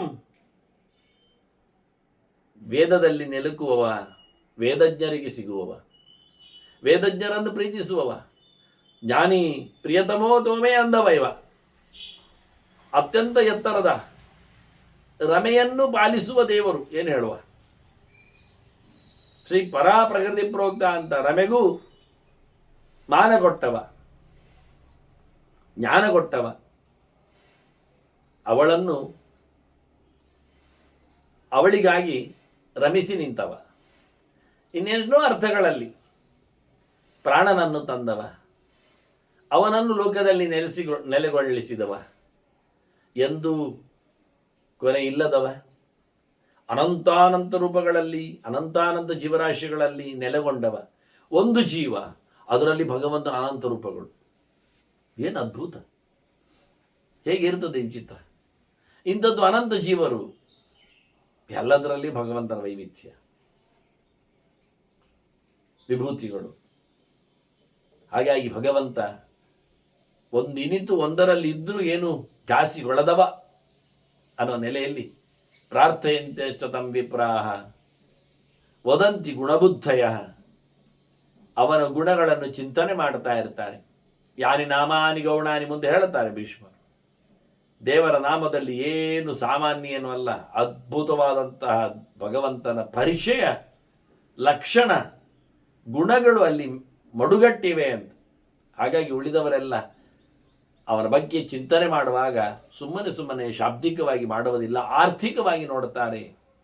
ಸಮ್ಯಗ್ಯುಕ್ತ ತಥಾ ಯೋಗಾ ಸಾಂಖ್ಯಾಶ್ಚ ಅಮಿತ ದರ್ಶನ.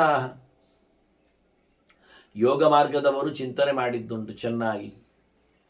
ತಪ್ಪು ಕಲ್ಪನೆ ಮಾಡಿದರೆ ಯೋಗ ಆಗುವುದಿಲ್ಲ. ಮನಸ ಬ್ರಹ್ಮ ಸಂಯೋಗ ಯೋಗ ಇತ್ಯಭಿಧೀಯತೆ ಅಲ್ವಾ? ಮನಸ್ಸಿನಲ್ಲಿ ಭಗವಂತನ ಸಂಬಂಧವನ್ನು ಸಂಪಾದಿಸಿಕೊಳ್ಳುವುದೇ ಯೋಗ ಅಂತ ಹೆಸರಲ್ವಾ? ಆ ಬ್ರಹ್ಮನ ಕಲ್ಪನೆ ತಪ್ಪಿದರೆ ಅದನ್ನು ಕಲ್ಲುಗುಂಡು ಅಂತ ಮಾಡಿಕೊಂಡ್ರೆ ಇವನ ಸಂಗಮನಾಗುವುದು ಎಲ್ಲಿಗೆ? ಪ್ರಯೋಜನ ಏನಿರ್ತದೆ? ಏನಾಗುವುದಿಲ್ಲ. ಅಂದ ಶುದ್ಧವಾದ ಭಗವಂತನ ಎಚ್ಚರ ಆಗದವನಿಗೆ ಯೋಗವೂ ಸೇರುವುದಿಲ್ಲ.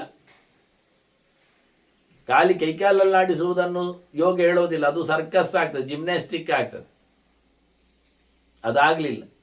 ಮತ್ತೆ ಕೋಳಿಯಂತೆ, ನವಿಲಿನಂತೆ, ಹಂಸದಂತೆ, ಕಪ್ಪೆಯಂತೆ ಎಲ್ಲ ನಮಗೆ ಕೂತ್ಕೊಳ್ಳಿಕ್ಕೆ ಬರ್ತದೆ ಹೇಳಿದರೆ ಅದು ಅವುಗಳು ಕೂತ್ಕೊಂಡಿರ್ತಾವಲ್ಲ, ನಾವು ಯಾಕೆ ಮಾಡಿದ? ನಾವು ಮನುಷ್ಯರಲ್ವ? ಯೋಚನೆ ಮಾಡಬೇಕಾದ್ದು. ಮತ್ತೆ ಅದರೇನು ಸಾಧನೆ ಉಂಟು? ಏನಾಗಲಿಲ್ಲ, ಅದು ಪ್ರಯೋಜನ ಆಗಲಿಲ್ಲ ಅಂತ. ಹಾಗೆ ಬಹಳ ಚಂದವಾಗಿ ದೇವರ ಬಗ್ಗೆ ಎಚ್ಚರವನ್ನು ಸಂಪಾದನೆ ಮಾಡಿಕೊಂಡು ಹಾಗೆ ಧ್ಯಾನ ಮಾಡಿದರೆ, ಸತ್ಯವಾದ ನಿರ್ದುಷ್ಟವಾದ ಸಂಗತಿಯ ಬಗ್ಗೆ ಧ್ಯಾನ ಮಾಡಿದರೆ ಮಾತ್ರವೇ ಅವನ ಧ್ಯಾನಕ್ಕೆ ಬೆಲೆ ಬರುವಂಥದ್ದು. ಸುಳ್ಳಾದ್ದನ್ನು, ಇಲ್ಲವಾದ್ದನ್ನು, ತಪ್ಪಾದ್ದನ್ನು, ಜಡವಾದ್ದನ್ನು ಎಲ್ಲ ಧ್ಯಾನದಲ್ಲಿ ಬಳಸಿ ಏನು ಪ್ರಯೋಜನ ಆಗುವುದಿಲ್ಲ. ಎಂಥದೂ ಪ್ರಯೋಜನ ಆಗುವುದಿಲ್ಲ, ಯಾವುದಕ್ಕೂ ಪ್ರಯೋಜನಕ್ಕೆ ಬರುವುದಿಲ್ಲ. ಬಹಳ ಸುಂದರವಾಗಿ ಯೋಗಿಗಳು, ಸಾಂಖ್ಯರು, ಅಮಿತ ದರ್ಶನ, ಅಪರಂಪಾರವಾದ ಚಿಂತನೆ ಉಳ್ಳ ಸಾಂಖ್ಯರು ಸಹ ಭಗವಂತನ ಬಗ್ಗೆ ಮಾತಾಡ್ತಾರೆ. ಅಮುಕ್ತೇ ಅಮೂರ್ತೇ ತಸ್ಯ ಕೌಂತೆಯ ಸಾಂಖ್ಯಮೂರ್ತಿ ರೀತಿ ಶ್ರುತಿ. ಭಗವಂತ ಕಾಣುವುದಿಲ್ಲ, ಭಗವಂತನಿಗೆ ಅಂದ ತಕ್ಷಣ ಮೂರ್ತಿ ಇಲ್ಲ, ಅವನ ರೂಪ ವ್ಯವಸ್ಥೆ ಇಲ್ಲ ಹೇಳಿದರೆ ಜ್ಞಾನಮೂರ್ತಿ ಅವ. ಸತ್ಯಂ ಜ್ಞಾನವನಂತಂ ಬ್ರಹ್ಮ. ಭಗವಂತ ಚಿನ್ಮಯ ಮೂರ್ತಿ ಇದ್ದಾನೆ, ಪ್ರಾಕೃತವಾದದ್ದಿಲ್ಲ ಅಂತ ಅರ್ಥ. ಹಾಗೆ ಋಷಿಗಳು ನಿರ್ಧನರು ಅಂತ ಹೇಳ್ತೇವೆ ನಾವು. ಅವರು ದುಡ್ಡಿಲ್ಲ ಅಂತ, ಅವರು ಪೇಟೆಗೆ ಬಲ್ಲರಿಲ್ಲ, ಅವರು ಕಾಡಿನಲ್ಲಿ ಇರುವುದು, ಅವರು ಪರ್ಚೇಸ್ ಮಾಡಲಿಕ್ಕೆ ಎಂಥದಿಲ್ಲ, ಅಲ್ಲಿನ ಹಣ್ಣು ತಿನ್ನುವುದು, ಅಲ್ಲಿನ ನೀರು ಕುಡಿಯುವುದು, ಅಲ್ಲಿನ ಗುಹೆಯಲ್ಲಿ ಇರುವುದು, ಅವರಿಗೆ ಎಂಥದ್ದು ಬೇಡ. ಹಾಗಾಗಿ ಅವರು ನಿರ್ಧನರು. ಆದರೆ ಅವರು ತಪಸ್ವಿಗಳು, ಋಷಿಗಳು, ಅವರನ್ನು ನಾವು ತಪೋಧನರು ಅಂತ ಕರೀದಿಲ್ವಾ? ಹೌದು. ಅಂದರೆ ಏನರ್ಥ? ತಪೋನಿಧಿಗಳು ಅಂದರೆ ಏನರ್ಥ? ಅವರಿಗೆ ತಪಸ್ಸೇ ದುಡ್ಡವರಿಗೆ. ಹಾಗೆ ದುಡ್ಡಿಲ್ಲ ಅಂದರೆ ದುಡ್ಡೇ ಇಲ್ಲ ಅಂತ ಹೇಳುವಂತಹ ಪ್ರಕರಣ ಅದು ದುಡ್ಡು ಏನತಕ್ಕ ಒಂದು ಭೌತವಾದ ಪದಾರ್ಥವನ್ನು ಇಟ್ಟುಕೊಂಡು ಇಲ್ಲೇ ಹೇಳಿತ್ತು. ಆದರೆ ಆ ದುಡ್ಡಿನ ಕೆಲಸ ಏನಿರ್ತದೆ ಅದವರಲ್ಲಿ ಬೇರೆ ರೂಪದಲ್ಲಿ ಇರ್ತದೆ, ಅದನ್ನು ನಾವು ದುಡ್ಡು ಅಂತ ಹೇಳ್ತೇವೆ. ಹಾಗೆ ಭಗವಂತನ ಬಗ್ಗೆಯೂ ಮಾತಾಡುವಾಗ ಅವನಿಗೆ ಮೂರ್ತಿ ಇಲ್ಲ, ರೂಪ ಇಲ್ಲ, ಆಕಾರ ಇಲ್ಲ, ಬಣ್ಣ ಇಲ್ಲ ಹೇಳಿದರೆ ಈ ಪ್ರಾಕೃತವಾದದ್ದು ಯಾವುದು ಇಲ್ಲ ಅಂತ ಹೇಳಿದ್ದು. ಅವನಿಗೆ ಬೇರೆ ಇದೆ. ಅವನಿಗೆ ಗುಣಾತ್ಮಕವಾದಂತಹ ದೇಹ ಇದೆ, ಅಭೌತವಾದ ಬಣ್ಣಗಳಿವೆ, ಆಕಾರಗಳಿವೆ. ಇದನ್ನೆಲ್ಲ ಚಿಂತನೆ ಮಾಡಲಿಕ್ಕೆ ಉಂಟು ಹೇಳಲಿಕ್ಕೋಸ್ಕರ ಅವನು ಜ್ಞಾನಸ್ವರೂಪನು, ಅವನು ಆನಂದ ರೂಪನು, ಅವನು ಗುಣಾತ್ಮಕನು ಅನ್ನುವುದನ್ನು ಚಿಂತನೆಯಲ್ಲಿ ತಂದು ಹಾಗೆ ಶ್ರುತಿ ಹೇಳಿದೆ. ಇದೇ ಅವನ ಲಕ್ಷಣಗಳು, ಚಿಹ್ನೆಗಳು. ಅಭಿಜ್ಞಾನಾನಿ ತಸ್ಯಾಹು ಮತಂ ಹಿ ಭರತರ್ಷಭ. ಇದು ನನಗೆ ಇಷ್ಟವಾದ ಸಂಗತಿ ಅಂತಾನೆ ಭೀಷ್ಮ. ದೇವರ ಚಿಹ್ನೆಗಳಿವು, ಕುರುಹುಗಳಿವು, ಅವನ ತಿಳಿಬೇಕಾದ ಮಾರ್ಗಗಳಿವು. ಲೋಕದಲ್ಲಿ ಎರಡು ಬಗೆ ಉಂಟಲ್ಲ, ಒಂದು ಜಂಗಮ, ಇನ್ನೊಂದು ಅಜಂಗಮ. ಅಂದರೆ ಸ್ಥಾವರ, ನಡೆದಾಡುವವುಗಳು, ಪ್ರಾಣಿ ಪಕ್ಷಿಗಳು, ಕ್ರಿಮಿಕೀಟಗಳು, ಮನುಷ್ಯರು ಎಲ್ಲ. ಸಂಚಾರ ಮಾಡದ ಪ್ರಾಣಿ ಪ್ರಪಂಚ ಅಂದರೆ ಅದು ಮರಮಟ್ಟುಗಳು, ಗಿಡಗಂಟೆಗಳು. ಇದರಲ್ಲಿ ಜಂಗಮಂ ಹಿ ವಿಶಿಷ್ಯತೆ ಅಲ್ವಾ? ವಿಶೇಷ ಯಾವುದಕ್ಕೆ? ನಡೆದಾಡುವವುಗಳಿಗೆ. ಯಾಕೆ? ಅವುಗಳಿಗೆ ತಿಳುವಳಿಕೆ ಇದೆ, ಜ್ಞಾನ ಇದೆ, ಎಚ್ಚರ ಇದೆ. ಆದ್ದರಿಂದ ಜ್ಞಾನವೇ ಅತ್ಯಂತ ಮಹತ್ತರವಾದದ್ದು. ಜ್ಞಾನಂ ಮಹದ್ಯದ್ಧಿ ಮಹತ್ಸುರಾಜನ್ ವೇದೇಶು ಸಾಂಖ್ಯೇಶು ತಥೈವ ಯೋಗೇ ಯಚ್ಚಾಪಿ ದೃಷ್ಟಂ ವಿವಿಧಂ ಪುರಾಣೆ. ಅದೆಲ್ಲವೂ ಸಾಂಖ್ಯಾಗತಂ ತನ್ನಿಖಿಲಂ ನರೇಂದ್ರ. ನಿನಗೆ ಹೊರಗಡೆಯಿಂದ ಎಲ್ಲೆಲ್ಲಿ ಎಲ್ಲ ಜ್ಞಾನದ ಸೋರ್ಸು ಸಿಗ್ತದೋ ಅದೆಲ್ಲವೂ ಸಾಂಖ್ಯದಲ್ಲಿ ಇದೆ. ಅತ್ಯಂತ ಮಹತ್ತರವಾದ ಜ್ಞಾನ, ಅತ್ಯಂತ ಎತ್ತರದಲ್ಲಿ ಇರತಕ್ಕಂಥ ಜ್ಞಾನ, ಬ್ರಹ್ಮಾದಿಗಳಲ್ಲಿ ರಮಾದಿಗಳಲ್ಲಿ ಇರತಕ್ಕಂಥ ಜ್ಞಾನ, ಅದೆಲ್ಲ ವೇದಗಳಲ್ಲಿ, ಸಾಂಖ್ಯಶಾಸ್ತ್ರಗಳಲ್ಲಿ, ಸಾಂಖ್ಯರಲ್ಲಿ, ಯೋಗಜ್ಞರಲ್ಲಿ ಅವೆಲ್ಲವೂ ಇವೆ.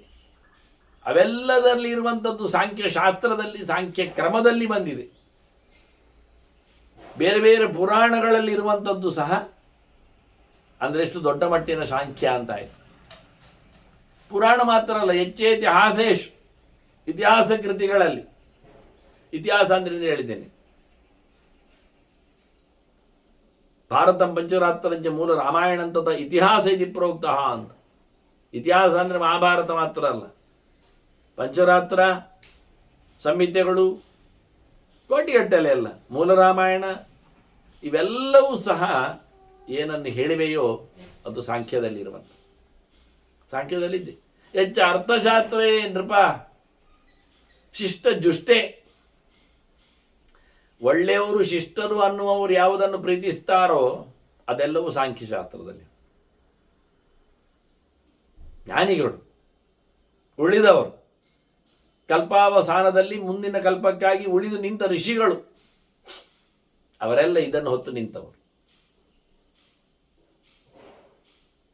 ಅರ್ಥಶಾಸ್ತ್ರದಲ್ಲಿ ಇರತಕ್ಕ ಸಂಗತಿಗಳು ಇಲ್ಲಿ ಉಂಟು ಅಂತಾರೆ, ಚಿಂತನೆಯಲ್ಲಿ ಬರ್ತದೆ. ಶಮಶ್ಚ ದೃಷ್ಟ. ಮತ್ತೆ ಬೇರೆ ಯಾವುದು, ಅರ್ಥಶಾಸ್ತ್ರ ಮಾತ್ರ ಅಂತಲ್ಲ, ಇತರ ಶಾಸ್ತ್ರಗಳಾದದ್ದು ಪರವಾಗಿಲ್ಲ. ಜ್ಞಾನಂಚ ಲೋಕೆ ಯದಿಹಾಸ್ತಿ ಕಿಂಚಿತ್ ಸಾಂಖ್ಯಾಗತ. ಲೋಕದಲ್ಲಿ ಏನಾದರೂ ಚಿಂತನೆ ಉಂಟು ಹೇಳಿದಂದು ಸಾಂಖ್ಯದಲ್ಲಿ ಉಂಟು. ಶಮಶ್ಚ ದೃಷ್ಟಂ ಪರಮಂ ಬಲಂಚ ಜ್ಞಾನಂಚ ಸಾಂಖ್ಯಂಚ ಯಥಾವದುಕ್ತಂ. ಇಲ್ಲಿ ಬಲ ಇದೆ, ಜ್ಞಾನ ಇದೆ, ಎಂತೆಲ್ಲ ಇದೆ ಅಂದರು. ಶಮ ಇದೆ, ಯೋಗದ ಮಾರ್ಗಗಳ ಚಿಂತನೆಗಳಿವೆ. ಅವ್ರು ಹೇಳುವಾಗ ಪರಮಂ ಬಲಂಚ ಅಂತಾರೆ. ಪರಮ ಅಂದರೆ ಲಕ್ಷ್ಮಿ, ರಮೆ ಇದ್ದಾಳೆ. ಬಲ ಅಂದರೆ ಪ್ರಾಣ ಇದ್ದಾನೆ, ಅವನು ಬಲಸ್ವರೂಪ ಮಾತ್ರ, ಅವನು ಜ್ಞಾನಸ್ವರೂಪನಿದ್ದಾನೆ. ಬಲಂಚ ಜ್ಞಾನಂಚ ಸಾಂಖ್ಯಂಚ. ಹಾಗೆ ಇವೆಲ್ಲ ದೇವತೆಗಳ ಚಿಂತನೆಗಳ ಜೊತೆಯಲ್ಲಿ ಚಿಂತನೆಯನ್ನು ಮಾಡ್ತಾ ಇದ್ದಾರೆ. ತಪಾಂಸಿ ಸೂಕ್ಷ್ಮಾನಿ ಸುಖಾನಿ ಚೈವ ಸಾಂಖ್ಯೇ ಯಥಾವತ್. ಶುದ್ಧವಾದ ರೀತಿಯಲ್ಲಿ ಮಾಡಬೇಕಾದ ತಪಸ್ಸು ಸಾಧನೆಗಳು ಅತ್ಯಂತ ಸೂಕ್ಷ್ಮ ರೂಪದಲ್ಲಿ ಚಿಂತನೆಯಲ್ಲಿ ಬಂದಿದೆ. ಅದರ ರಹಸ್ಯ ಬಹಳ ಸಣ್ಣ ಮಟ್ಟಿನಲ್ಲಿಂದ ಅರ್ಥ ಅಲ್ಲ, ಅತ್ಯಂತ ರಹಸ್ಯಪ್ರಾಯವಾಗಿ ಇಲ್ಲಿ ಚಿಂತನೆಗೆ ತಂದಿದ್ದಾರೆ. ಬಹಳ ಸ್ಪಷ್ಟವಾಗಿ ಹೇಳಿದೆ ಅಂತೇಳಿ ವಿಹಿತಾನಿ ರಾಜನ್ ಅಂತ ಧರ್ಮರಾಜನಿಗೆ ಭೀಷ್ಮರು ಹೇಳುತ್ತಾರೆ. ಇದನ್ನು ಹೊರತುಪಡಿಸಿದರೆ ಪರಮಾತ್ಮ ಜ್ಞಾನವನ್ನು ಸಂಪಾದನೆ ಮಾಡದೆ ಬದಿಗೆ ನಿಂತರೆ, ಇತರ ದೇವತೆಗಳ ಬಗ್ಗೆ ಮಾತ್ರ ತಿಳಿದುಕೊಂಡು ಮೆರೆದು ಬಿಟ್ಟರೆ ಏನಾಗ್ತದೆ? ವಿಪರ್ಯಯೇ ತಸ್ಯ ಹಿ ಭಾರತ ದೇವಾನ್ ಗಚ್ಚಂತಿ ಸಾಂಖ್ಯಾ ಸತತಂ ಸುಖೇ. ಅವರು ಆ ದೇವತೆಗಳ ಹತ್ತಿರ ಹೋಗ್ತಾರೆ. ಇದು ಕೃಷ್ಣ ಹೇಳಿದ ಗೆರೆ. ದೇವಾನ್ ದೇವಯಜೋ ಯಾಂತಿ, ಪಿತೃಯಾಂತಿ ಪಿತೃವ್ರತಾ, ಭೂತೇಜ್ಯಾ ಯಾಂತಿ ಭೂತಾನಿ ಯಾಂತಿ ಮಧ್ಯಾಜಿನೋಭಿಮಾಂ. ನನ್ನ ಪ್ರೀತಿಸಿದವರು, ನನ್ನ ಆರಾಧನೆ ಮಾಡಿದವರು ನನ್ನ ಬಳಿಗೆ ಬರ್ತಾರೆ ಎನ್ನುವುದು ಸತ್ಯ. ಬೇರೆ ದೇವತೆಗಳನ್ನು ಮಾತಾಡಿಸಿದವರು ಬೇರೆ ದೇವತೆಗಳ ಹತ್ತಿರ ಹೋಗ್ತಾರೆ. ಪಿತೃಗಳ ಬಗ್ಗೆ ಎಚ್ಚರ ಪಡೆದವರು ಪಿತೃಲೋಕಕ್ಕೆ ಸೇರ್ತಾರೆ. ಇನ್ನು ಭೂತಗಳನ್ನೇ ಉಪಾಸನೆಗೈಯುವವರು ಭೂತಗಳೆಡೆಗೆ ಸಾಕ್ತಾರಲ್ಲ, ಏನು ಸಮಸ್ಯೆ ಕೇಳುತ್ತಾನೆ. ಹಾಗಾಗಿ ಅಲ್ಲ, ಎಲ್ಲ ಒಂದೇ ಮಾರಾಯರೆ ಅಂತ ಕೂಗಿದ್ರೆ ಕೃಷ್ಣ ಯಾಕೆ 4 ಗೆರೆಯನ್ನು ಹೇಳುತ್ತಾನೆ? ಮುಂದಾದ್ರೆ ಹೇಳ್ಬೋದಿತ್ತಲ್ಲ ಕೃಷ್ಣ, ಅದು 4 ಗೆರೆ ಆದರೂ ಅದು ನನಗೆ ಸೇರುವಂಥದ್ದು ಹೇಳೋದಿಲ್ಲವ. ಅದರ ಬಗ್ಗೆ ಏನು ಮಾಡಿದ? ಅದರಲ್ಲಿ ನನ್ನ ಬಳಿಗೆ ಬರುವವನು ಮಾತ್ರ ಒಳ್ಳೆಯವ, ಉಳಿದವರೆಲ್ಲ ಲೆಕ್ಕಾಚಾರ ತಪ್ಪಿದವ ಅಂತಲೇ ಹೇಳ್ತಾರೆ. ಇಲ್ಲಿ ಅದರ ಬಗ್ಗೆ ಭೀಷ್ಮರು ಬಹಳ ಚಂದವಾಗಿ ಹೇಳುತ್ತಾರೆ. ದೇವರ ಎಚ್ಚರವನ್ನು ಮಾಡದ ಸಂಪಾದನೆ ಇದ್ದಲ್ಲಿ ಇತರ ದೇವತೆಗಳನ್ನು ಉಪಾಸನೆ ಮಾಡ್ತಾನೆ ಬಂದರೆ ವಿಪರ್ಯಯೇ ವ್ಯತ್ಯಾಸ ಆದರೆ ಏನಾಗ್ತಾನೆ? ಅವನು ದೇವತೆಗಳಿಗೆ ಹೋಗ್ತಾನೆ. ವಿಪರ್ಯಯೇ ತಸ್ಯ ಹಿ ಪಾರ್ಥ ದೇವಾನ್ ಗಚ್ಚಂತಿ ಯೋ ಯೋ ಯಾಂ ಯಾಂ ತನಂ ಭಕ್ತಃ ಶ್ರದ್ಧೆಯಾರ್ಜಿತುಮಿಚ್ಛತಿ ತಸ್ಯ ತಸ್ಯ ತದಾಂ ಶ್ರದ್ಧಾಂ ತಾಮೇವ ವಿದದಾಮ್ಯಹಂ ಅಂತ. ಯಾರು ಯಾರನ್ನೆಲ್ಲ ಪ್ರೀತಿಸಲಿಕ್ಕೆ ನೋಡ್ತಾರೆ ನನ್ನನ್ನು ಬಿಟ್ಟು, ಅವರು ಅವರನ್ನೇ ಪ್ರೀತಿಸುವಂತೆ ನಾನೇ ಸುಮ್ಮನೆ ಇರ್ತೇನೆ. ಹೋಗಲಿ, ಅಲ್ಲಿಂದ ಲಾಭ ಆಯ್ತಾ? ಇಲ್ಲ. ತತ್ವೇನಾದ ವಂತಿತೆ, ಅಲ್ಲಿಂದ ಬೀಳ್ತಾರೆ ಅವರು. ಮತ್ತು ಅವರಿಗೆಲ್ಲ ಸಿಕ್ಕಿತ್ತಲ್ಲ, ಅವ್ರು ಹಿಡಿದ ದೊಣ್ಣೆಗೆ ಚೀಲಕ್ಕೆಲ್ಲ ಬಿದ್ದಿದೆ ಎಲ್ಲ ಕೇಳಿದರೆ ಅದು ಮಯೈವ ವಿಹಿತ ನೀತ ನಾನೇ ಮಾಡಿದ್ದು ಅವರಿಗೆ ಕೊಡುವಾಗ ಹೇಳಿದ್ದು. ಅವರಿಗೆ ಕೊಡ್ಲಿಕ್ಕೆ ಎಲ್ಲಿ ಉಂಟು ಅವರ ಗಂಟಲ್ಲಿ? ಕೊಡ್ಲಿಕ್ಕೆ ಆಗುವಂಥದ್ದು ಅಂತ ಹೇಳಿಕೊಂಡು ಬಿಟ್ಟಿದ್ದಾನೆ. ದೇವರೇ ಮೊಡದೇ ಮಾಡಿದ್ದಾರೆ, ಹಾಗೆ ಹೇಳಿದ್ದಾನೆ. ನಾವು ಆರೋಗ್ಯಂ ಭಾಸ್ಕರಾದಿಚ್ಛೇತ್ ಅಂತ ಹೇಳಿಬಿಟ್ಟಿದ್ದಾನೆ. ಇರಲಿ, ಏನಾದರೂ ಕಾಯಿಲೆ ಕಸಾಯ ಬಂದರೆ ಸೂರ್ಯ ಆರಾಧನೆಯಲ್ಲಿ ಹೋಗ್ಲಿ ಕೆಲಸ ಅಂತ, ನನ್ನನ್ನು ಮಾತಾಡಿಸೋದು ಬೇಡ ಅಂತ. ಶ್ರೀಕಾಮ ಎಲ್ಲ ಕೊನೆಗೊಂದು ಮಾತು ಬಂದಿದೆ ಅಲ್ಲಿಯೇ. ಎಂಥದ್ದು? ಅಗಾಮ ಸರ್ವಕಾಮೋ ಮೋಕ್ಷಗಾಮ ಉದಾರದಿ ತೀವ್ರೇಣ ಭಕ್ತಿಯೋಗ್ಯ ರೇಜೇತ ಪುರುಷಂ ಪರಂ ಅಂತ. ಎಂತ ಬೇಕಾದರೂ ದೇವರು ಕೊಡ್ತಾನೆ ಅಂತ ಉಂಟು, ಅವನಿಗೆ ಅದು ಗಡಸಿಲ್ಲ. ಎಂತ ಬೇಕಾದ್ರೂ ದೇವರೇ ಕೊಡ್ತಾನೆ. ಒಂದೊಂದು ಒಬ್ಬೊಬ್ರು ಕೊಡ್ತಾರೆ. ನಮಗೆ ಒಂದೊಂದಕ್ಕೋಸ್ಕರ ಒಬ್ಬೊಬ್ಬರನ್ನು ನಾವು ಮಾತಾಡಿಸುವುದು.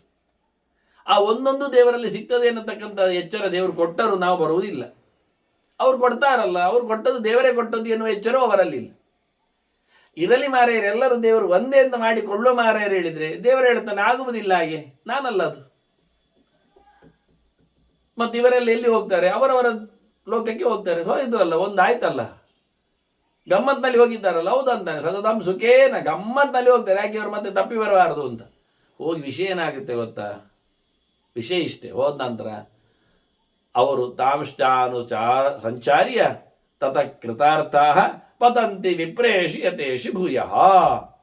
ಅಲ್ಲಿ ಹೋಗಿ ಮೆರೆದು ಆ ದೇವತೆಗಳ ಲೋಕದಲ್ಲಿ, ಆ ಭೂತಗಳ ತಾಣಗಳಲ್ಲಿ, ಆ ಪಿತೃಗಳ ಸಂಸ್ಥಾ ವಿಶೇಷಗಳಲ್ಲಿ ಇದ್ದು ಮತ್ತೆ ಅಲ್ಲಿಂದ ಕೆಳಗೆ ಬೀಳುತ್ತಾರೆ. ಮತ್ತು ಅವರೆಂತ ಆಗ್ತಾರೆ? ಅವರು ನಾರಾಯಣ ನಾರಾಯಣ ಹೇಳಿ ಪಾರಾಗ್ತಾರೆ. ಅವರೇನು ದೇವತೆಗಳನ್ನೇ ಮಾತಾಡಿಸುವುದಿಲ್ಲ. ದೇವತೆಗಳು ಅವರನ್ನೇ ಪೂಜೆ ಮಾಡುವುದಿಲ್ಲ. ದೇವತೆಗಳ ಲೋಕದಲ್ಲೆಲ್ಲ ಆತ್ಮಾರಾಧನೆಯೆಲ್ಲ ಇಲ್ಲ. ಅಲ್ಲಿ ಪರಮಾತ್ಮಾರಾಧನೆ ಇರುವುದು ಉಂಟಲ್ಲಿ. ಪಿತೃಲೋಕದಲ್ಲಿ ಅವರನ್ನೇ ಪೂಜೆ ಮಾಡುವುದಿಲ್ಲ. ಪಿತೃಗಳು ಭಗವಂತನನ್ನು ಪೂಜೆ ಮಾಡುತ್ತಾರೆ. ಅವರು ಪಾರಾಗ್ತಾರೆ. ಬಂದವರು ವಾಪಸ್ ಹೋಗ್ತಾರೆ, ಮುಗಿದು. ಅವರು ಆಚೆ ಬಾಗಿಲಲ್ಲಿ ನಟ್ತಾರೆ, ಇವರು ಈಚೆ ಬಾಗಿಲಲ್ಲಿ ಕೂತು ಟಿ ವಿ ನೋಡ್ತಾ ಮೇರಿತಾರೆ. ಇತ್ತೆ ಬರ್ಪೆ ಹೇಳ್ತಾ ಈಗ ಎಲ್ಲಿ ಬರ್ತಾರೆ ಅವರು? ಇಲ್ಲ. ಗಮ್ಮತ್ತು ನೋಡಿ ಎಷ್ಟು ಗಮ್ಮತ್ತುಂಟು ಅಂತ. ಅದು ನೀವು ಹೇಳುವುದು ಅವರು ನಡ್ತಾರೆ ಅಂತ, ಅವರು ಕೈ ಹಿಡ್ಕೊಂಡು ಬೀಳ್ತಾರೆ ಅಂತ ಹೇಳಬೇಕು. ಯಾಕೆ ಹೇಳಬೇಕು? ಅವರು ನಿಮ್ಮ ಹಾಗೆ ಧೂರ್ತರಲ್ಲ, ಅವರು ಪಾಠ ಕೇಳಿಕೊಂಡು ಬಂದವರೇ, ಅವರಿಗೆ ಯಥಾರ್ಥದ ಅರಿವಾಗಿದೆ. ಹಾಗಾಗಿ ಅವರು ಪಾರಾಗಿದ್ದಾರೆ. ಅದನ್ನು ಹೇಳ್ತಾರೆ, ಇತ್ವಾಚ ದೇಹಂ ಪ್ರವಿಶಂತಿ ಮೋಕ್ಷಂ ದಿವೌಕ ಸಹ. ದೇವತೆಗಳು ಮೋಕ್ಷಕ್ಕೆ ಹೋಗ್ತಾರೆ. ದೇವೈಸ ಸಾರಾಧ್ಯ ಪಿತೃಗಳು ದೇವ ಪ್ರಕಾರದಲ್ಲಿ ಬರೋದ್ರಿಂದ ಅವರು ಮೋಕ್ಷಕ್ಕೆ ಹೋಗ್ತಾರೆ. ಅವರೆಲ್ಲ ನಿಮ್ಮನ್ನು ಬಿಟ್ಟು ಹೋಗ್ತಾರೆ. ಹಾಗೆ ಸಾಂಖ್ಯರು ಸಹ ದೇವತೆಗಳಂತೆ ದೇವರನ್ನು ನಂಬಿದ್ದರೆ ಖಂಡಿತವಾಗಿಯೂ ಅವರು ಪಾರಾಗ್ತಾರೆ. ಅದು ಬಿಟ್ಟು ಇತರ ದೇವತೆಗಳನ್ನು ಮಾತಾಡಿಸಿದವ ಕೆಳಗೆ ಬೀಳುತ್ತಾನೆ. ಅಥೋಧಿಕಂ ತೇಭಿರತ ಮಹಾರ್ತೆ ಸಾಂಖ್ಯೇ ದ್ವಿಜಾ ಪಾರ್ಥಿವ ಶಿಷ್ಟಜುಷ್ಟ. ಹಾಗಾಗಿ ನಮಗೆ ದೇವತೆಗಳು ಋಷಿಗಳು ಪ್ರೀತಿಸಿದ ಸಂಗತಿಯಲ್ಲಿ, ಅತ್ಯಧಿಕವಾದ ಸಂಗತಿಯಲ್ಲಿ ನಮಗೆ ಅಭಿರತಿ ಇದ್ದರೆ ನಾವು ನಿಜವಾಗಿ ದೇವತೆಗಳಂತೆ ಮೋಕ್ಷಕ್ಕೆ ಹೋಗ್ತೇವೆ. ಮಹಾರ್ಥೇ ಅಧಿಕಂ ರಥಃ. ದೊಡ್ಡ ಸಂಗತಿ, ದೊಡ್ಡ ವಿಷಯ, ಅರ್ಥ ಅಂದರೆ ಪದಾರ್ಥ ಅಂತ ಮಾಡಿದರೆ ಭಗವಂತ ದೊಡ್ಡ ಪದಾರ್ಥ, ದೊಡ್ಡ ವಿಷಯ. ಹಾಗಾಗಿ ದೊಡ್ಡವಾದ ಅರ್ಥ ಮಹಾರ್ಥ ಅಂದರೆ ಮೋಕ್ಷ. ಹಾಗಾಗಿ ಸಣ್ಣ ಪುಟ್ಟ ಏನು ಕೇಳಲಿಕ್ಕೋಸ್ಕರ ದೇವತೆಗಳ ಕೈಕಾಲಡಿಯಲ್ಲಿ ಓಡಿಬಿಟ್ರೆ ಅಲ್ಲೇ ಉಳಿಬೇಕಾಗತ್ತೆ, ಮುಗ್ನಂತರ ಕೆಳಗೆ ಬೀಳಬೇಕಾಗತ್ತೆ. ಕ್ಷೀಣೆ ಪುಣ್ಯೆ ಮತ್ತೆ ಲೋಕಂ ವಿಶಂತಿ ಹೇಳಿದ ಹಾಗೆ ಅಬ್ರಹ್ಮ ಭುವನಾಲೋಕ ಪುನರಾವರ್ತಿನ ಅರ್ಜುನ ಅಂದ. ಬ್ರಹ್ಮದೇವನ ಲೋಕಕ್ಕೆ ಹೋದರೂ ಕೆಳಗೆ ಬೀಳಲಿಕ್ಕೆ ಉಂಟು ಅಂದ. ಭಗವಂತನ ಲೋಕಕ್ಕೆ ಹೋದರೆ ಮಾತ್ರ ತದ್ದಾಮ ಪರಮಂ ಮಮ ಯದ್ಗತ್ವಾ ನನಿ ವರ್ತಂತೆ ಅಂದ. ಹಿಂದೆ ಬರಲಿಕ್ಕಿಲ್ಲ ಅಂತ. ಆದ್ದರಿಂದ ಹಿಂದೆ ಬಂದವರ ಗತಿ ಅದೋ ಗತಿ, ಯದ್ವಾ ತತ್ವ. ಮೇಲೆ ಹೋದವರು, ದೇವರೆಡೆಗೆ ಸಾಗಿದವರು ಎಂದು ಮೇಲಕ್ಕೆ ಬರ್ತಾರೆ, ಕೆಳಗೆ ಬೀಳುವುದಿಲ್ಲ. ಅದರ ತೇಷಾಂಗತಿ ಗತಿಹಿ ಯದ್ ಗಮನಂ ಹಿ ದೃಷ್ಟಂ ನಾರ್ವಾಗತಿ ಪಾಪಕೃತ ಅಧಿವಾಸ. ಭಗವಂತನ ಎಚ್ಚರವನ್ನು ಸಂಪಾದನೆ ಮಾಡಿಕೊಂಡವರಿಗೆ ಕೆಳಗೆ ಬೀಳಲಿಕ್ಕೂ ಇಲ್ಲ, ಪ್ರಾಣಿ ಪಕ್ಷಿಗಳಾಗುವುದು ಇಲ್ಲ, ಮರಮಟ್ಟುಗಳಾಗಿ ಹುಟ್ಟುವುದಿಲ್ಲ, ನರಕಕ್ಕೂ ಹೋಗುವುದಿಲ್ಲ. ನಚ ಅಬುಧಾರಾಮಿ ತೇ ದ್ವಿಜಾತಯ. ದಡ್ಡರ ಮನೆಯಲ್ಲಿ ಬಂದು ಬೀಳುವುದು ಇಲ್ಲ ಅವರು ಮತ್ತೆ. ಎಂತ ಹೇಳುವ? ತೇ ಜ್ಞಾನವೇತ ನೃಪತೆ ಅನುರಕ್ತ ಅಥವಾ ನೃಪತೇನು ರಕ್ತ. ಅವರು ಜ್ಞಾನದಲ್ಲೇ ನೆಲೆಗೊಂಡವರಾದ್ದರಿಂದ, ನಿರಂತರ ಜ್ಞಾನ ಚಿಂತನೆಯಲ್ಲಿ ಬಂದದ್ರಿಂದ ಅವರು ಊರ್ಧ್ವಗತಿಯನ್ನೇ, ಭಗವದ್ ಎಚ್ಚರವನ್ನೇ ಸಂಪಾದನೆ ಮಾಡ್ತಾರೆ.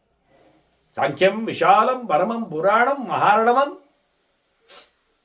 ವಿಮಲಂ ಉದಾಹರಂತೆ. ಇದು ಸಾಂಖ್ಯ ಅದ್ಭುತವಾಗಿದೆ, ಪ್ರಾಚೀನವಾಗಿದೆ, ವಿಶಾಲವಾಗಿದೆ, ದೊಡ್ಡ ಸಮುದ್ರವೇ ಇದು. ಚಿಂತನೆಯಲ್ಲಿ ಶುದ್ಧವಾದದ್ದು ಮಾತ್ರ. ಸಮುದ್ರ ಅಂದರೆ ಉಪ್ಪು ನೀರು ತಿಳ್ಕೊಳ್ಬೇಡಿ. ಕೃಷ್ಣಂಚ ಸಾಂಖ್ಯನ್ ನೃಪತೆ ಮಹಾತ್ಮ ನಾರಾಯಣ ಧಾರಯತೆ ಅಪ್ರಮೇಯಂ. ಈ ಅದ್ಭುತವಾದ ಸಾಂಖ್ಯಶಾಸ್ತ್ರವನ್ನು ಭಗವಂತನೇ ಹೊತ್ತು ನಿಂತಿದ್ದಾನೆ. ಇಡೀ ಶಾಸ್ತ್ರದಲ್ಲಿ ಭಗವಂತನೇ ಪ್ರತಿಪಾದಿತನಾಗಿದ್ದಾನೆ. ಏತನ್ಮಯೋಕ್ತಂ ನರದೇವತತ್ವಂ ನಾರಾಯಣ ವಿಶ್ವಮಿದಂ ಪುರಾಣ. ಇದು ನಾನು ನಿನಗೆ ಹೇಳಿದೆ. ಇಡೀ ಜಗತ್ತು ಭಗವಂತನ ಧಾರಣೆಯಲ್ಲಿ ನೆಲೆಗೊಂಡಿದೆ. ಅದ್ಭುತವಾದ ಭಗವಂತ ಪ್ರಾಚೀನನಿದ್ದಾನೆ. ಸ ಸರ್ಗಕಾಲೇ ಚ ಕರೋತಿ ಸರ್ಗಂ ಸಂಹಾರ ಕಾಲೇ ಚ ತದತ್ತಿ ಭೂಯಃ. ಸೃಷ್ಟಿಯು ಮಾಡ್ತಾನೆ, ಸಂಹಾರವು ನಡೆಸ್ತಾನೆ. ಸೃಷ್ಟಿಕಾಲದಲ್ಲಿ ಸೃಷ್ಟಿ, ಸಂಹಾರಕಾಲದಲ್ಲಿ ಅವನು ಸಂಹಾರ ಮಾಡ್ತಾನೆ. ಹೀಗೆ ಮಾಡಿಕೊಂಡು ಸಂಭರತ್ಯ ಸರ್ವಂ ನಿಜ ದೇಹ ಸಂಸ್ಥಂ ಕೃತ್ವಾಪ್ಸುಷೇತೆ ಜಗದಂತರಾತ್ಮ. ಜಗತ್ತನ್ನು, ವಿಶ್ವವನ್ನು ಹೊಟ್ಟೆಯಲ್ಲಿಟ್ಟುಕೊಂಡು ನೀರಿನಲ್ಲಿ ಆರಾಮವಾಗಿ ಹೊರಗಿರ್ತಾರೆ. ಅದೇ ನಾರಾಯಣ, ನೀರಾಯಣ. ಇದೇ ಭಗವಂತ, ಇದೇ ವಿಶೇಷ, ಇದೇ ಅದ್ಭುತ ಅಂತ ಹೇಳಿ ಭಗವಂತನ ಬಗ್ಗೆ ಚಿಂತನೆಯನ್ನು ಕೊಟ್ಟಿದ್ದಾನೆ. ಇಲ್ಲಿ ಭಗವಂತನನ್ನು ಆರಂಭದಲ್ಲಿ ಮಾಡಿಕೊಂಡು ಹಾಗೆ ಅನುಸಂಧಾನದಲ್ಲಿ ತಂದಾಗೆ ಅಕ್ಷರದ ವಿಷಯದಲ್ಲಿ ಒಪ್ಪನೆ ಇರುವುದು ಇನ್ನೇನಿಲ್ಲ ಅಂತ ಹೇಳಿಕೊಂಡಾಗ ಅದರ ಬಗ್ಗೆ ಮತ್ತೊಂದು ಕ್ಲಾರಿಫಿಕೇಷನಿಗಾಗಿ ಧರ್ಮರಾಜ ಮುಂದುವರಿತಾನೆ ಪ್ರಶ್ನೆ. ಅದನ್ನು ಮತ್ತೆ ಸೇರಿದಾಗ ಕೇಳುವ ವಂದನೆಗಳೊಂದಿಗೆ ಶ್ರೀಕೃಷ್ಣ ನಾರಾಯಣ ನಾರಾಯಣ.